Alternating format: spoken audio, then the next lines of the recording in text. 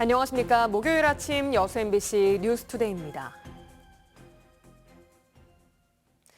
지난달 공개된 여수시의회 행정사무감사 결과 보고서가 논란에 휩싸였습니다. 해당 보고서에는 여성복지시설 이용자 개인정보가 노출돼 이용자들이 2차 피해를 호소하고 있는데요. 보도에 김단비 기자입니다. 2022년 여수시의회 환경복지위원회 행정사무감사 결과 보고서입니다.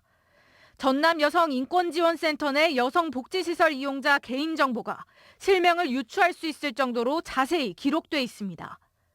이 결과 보고서는 지난달 중순 여수시의회 홈페이지에 공개됐고 정보가 노출된 여성들은 결국 극단적 선택을 시도했습니다. 혼자서 더 열심히 살았어요. 근데 갑자기 그렇게 자기들 이렇게 딱 찍어버리니까 내가 뭘 했길래 이렇게 저기에 올라가야 되지? 여성가족부 여성아동권익증진사업 운영지침에는 성폭력, 성매매 피해자 등의 피해자 인권보호를 위해 지원시설 이용자 정보 비공개를 원칙으로 하고 있습니다. 그러면 김땡비 이렇게 나가는 거는 어떻게? 그거는 안 될 것 같고요. 유추가 좀 가능하잖아요. 네, 그런 거는 좀 안 될 것 같습니다. 이에 대해 여수시의회는 센터 보조금 문제를 감사하기 위해 보고서에 이용자를 명시했을 뿐 실명을 다 거론한 건 아니라는 입장입니다. 이 부분이 실명인가요? 김땡비 한 게? 일부를 저희가 이제 가공 처리를 돼 있는 게 나가 있죠. 하지만 피해 여성들은 누가 봐도 자신이라는 것을 알 수 있을 정도로 이름과 사업장까지 노출됐다며 개인정보가 노출된 보고서 수정과 함께 진심 어린 사과를 바라고 있습니다. 이름만 들어도 심장이 떨려가지고 제 이름만 내려주시면 조용히 잘 산다는데. 여수시의회는 이미 본회의를 통과한 보고서기 때문에 수정하거나 삭제할 수 없다는 입장. 피해 여성들은 국가인권위원회와 지역 국회의원 등에 호소문을 전달할 계획입니다. MBC 뉴스 김단비입니다. 부산과 목포 등 경부선과 호남선에만 운영하고 있는 SRT를 여수에서도 이용할 수 있게 됩니다. 국토교통부는 연내 여수와 포항, 창원 등 3개 노선에 SRT를 추가 투입한다고 밝혔습니다. 그동안 전라선 운행 지역 주민들은 서울역이나 용산역에서 출발하는 KTX만 이용할 수 있어 불편을 호소해 왔습니다. SRT 전라선 투입을 위해 노력해온 김회재 국회의원은 국토부의 결정을 환영한다며 철도 교통 편의 증진을 위해 조기에 추진돼야 한다고 강조했습니다. 전남 동부권 자치단체의 신년 설계를 알아보는 기획보도, 오늘은 광양시입니다. 올해 광양시는 미래 신산업 육성과 관광 인프라 확충을 통해 지속 가능한 도시 발전의 기반을 마련하겠다는 구상입니다. 문형철 기자입니다. 광양시가 가장 먼저 언급한 올해 역점 시책은 지역 경제 활성화와 신산업 육성입니다. 구체적으로는 지역 상품권 발행량을 늘리고 상권 활성화 구역을 지정해 시설 개선과 이자 지원 사업 등을 추진할 방침입니다. 또 도시 전역에 대한 상권 분석을 통해 지역별 특성에 맞는 맞춤형 시책을 발굴하겠다는 구상도 밝혔습니다. 미래 신산업으로는 2차 전지 소재 산업과 수소 산업을 지목했습니다. 특히 2차 전지와 관련해서는 원료 공급과 가공, 소재 생산, 폐배터리 재활용을 아우를 수 있는 밸류 체인을 구축하기 위해 기업 유치 활동에 집중할 계획입니다. 수산화 리튬, 니켈 이런 공장들이 계속해서 들어서고 있기 때문에 2차 전지 소재 생태계가 형성이 될 수가 있다. 관광 분야에서는 최고, 최대, 최다라는 3채 원칙을 바탕으로 구봉산 관광단지와 배알도, 망덕포구를 아우르는 관광단지 조성 사업 등을 차질 없이 진행하겠다고 밝혔습니다. 시의회에서 예산이 전액 삭감됐던 초거대 이순신 장군 철동상 건립 사업도 올해 다시 한번 추진하겠다는 의지를 드러냈습니다. 이것이 우리 광양 관광을 활성화하는 데 매우 중요한 포인트가 될 것이다 하는 것을 좀 설득할 그런 계획을 가지고 있습니다.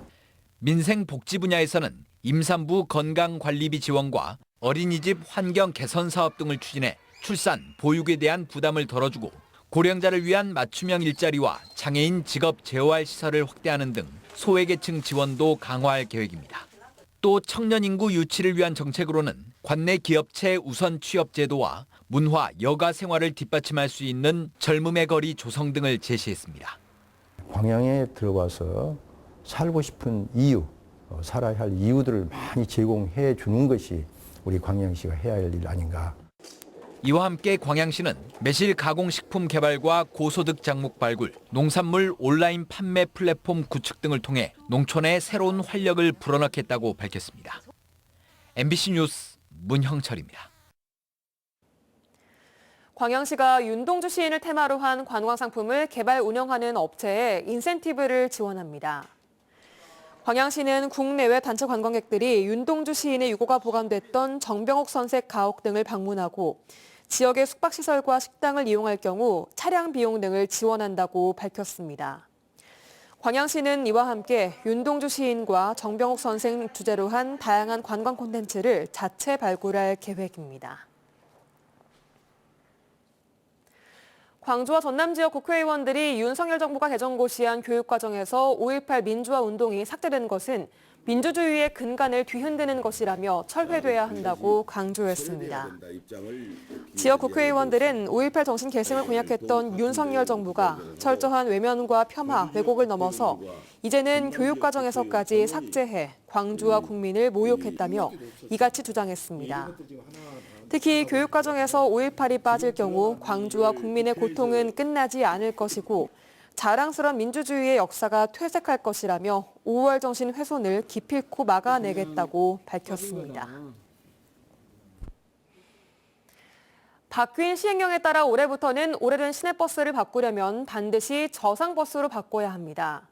그런데 광주에서는 바꿔야 할 시내버스 10대 가운데 2대는 바꾸지 못할 형편인데요. 어떤 사연인지 임지은 기자가 취재했습니다.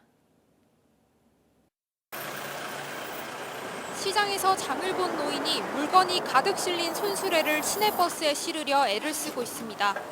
버스 계단은 무거운 짐을 들고 올라야 하는 노인들에게 큰 걸림돌입니다. 문턱이 낮은 저상버스가 있으면 편하지만 자주 오지 않는 게 문제입니다.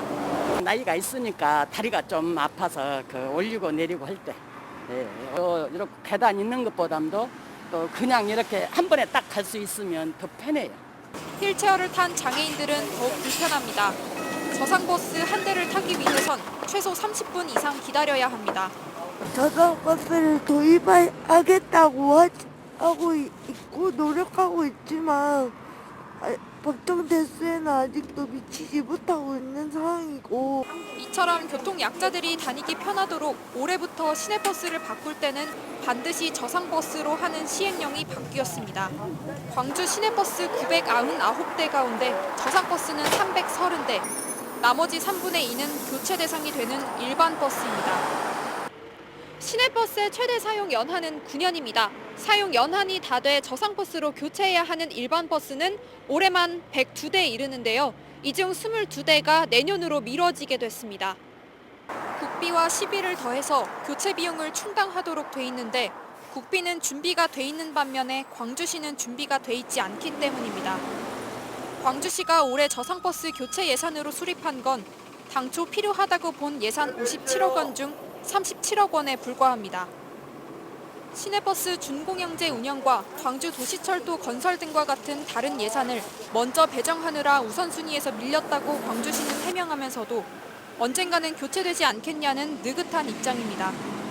어느 한 해는 많고 어느 한 해는 적고 그러기 때문에 점진적으로 그게 2030년 거까지 가면 다 교체되지 않을까 그렇게 생각됩니다. 하지만 이런 식으로 우선순위에서 밀리다 보면 사용 연한이 끝난 오래되고 불편한 시내버스를 타고 다녀야 하는 교통약자들의 불편도 계속될 수밖에 없습니다. MBC 뉴스 임지은입니다. 계속해서 희망 2023 나눔 캠페인에 성금 보내주신 분들입니다. 순천시 덕연동 22통 주민 1동 15만 원, 여수여자중학교 전교생 재활용품 경진대회 수익금 15만 원, 고흥군 도양읍 선창마을 주민 1동 14만 원, 도양읍 관상마을 주민 1동 12만 원, 구례군 산동면 해림해관 이해란 10만 원, 여수시 화양면 용주마을 주민 1동 10만 원, 율촌면 김금엽 10만 원, 순천시 중앙동 반석주택조합추진위원회 10만 원, 중앙동 태양온천 10만 원, 여수시 문수동 원앙아파트 동대표 김현중 총무 10만 원, 여수시 남면 직포마을 주민 1동 10만 원, 선원동 이하은, 송윤서 10만 원, 화양면 수문마을 주민 1동 10만 원, 주삼동 오산마을 부녀회장 유경희 10만 원, 해룡면 봉서마을 주민 1동 9만 9천 원, 순천시 중앙동 7통 주민 1동 6만 8천 원, 여수시 문수동 원앙아파트 동대표 김도영 회장 6만 원, 문수동 원앙아파트 관리소장 5만 원, 문수동 원앙아파트 동대표 이동춘 선관위원장 5만 원, 순천시 왕조 1동 한사발 정성택 5만 원, 성금을 보내주신 분들께 감사드립니다. 희망 2023 나눔 캠페인은 1월 말까지 접수합니다. 순천시가 전국 243개 지자체를 대상으로 실시한 자연재해 안전도 진단에서 안전도 최고 등급인 A등급을 획득했습니다. 순천시는 각종 자연재난 대비 계획 수립과 체계적인 하천 정비, 하수시설물 관리 등을 통해 재난재해 상황에 철저히 대비하고 특히 예방대책 추진 분야에서 가장 높은 등급을 받았으며 이에 따라 올해 특별재난지역 선포 시 국고 지원 2%를 추가로 지원받을 수 있습니다. 이번 지역 안전도 진단은 매년 행정안전부가 자연재해 위험 요인과 예방대책 등 총 53개 진단 항목에 대한 검증을 거쳐 5개 등급으로 평가하는 제도입니다. 여수시가 75세 이상 어르신 무료 시내버스 도입을 두고 시민 여론조사를 벌입니다.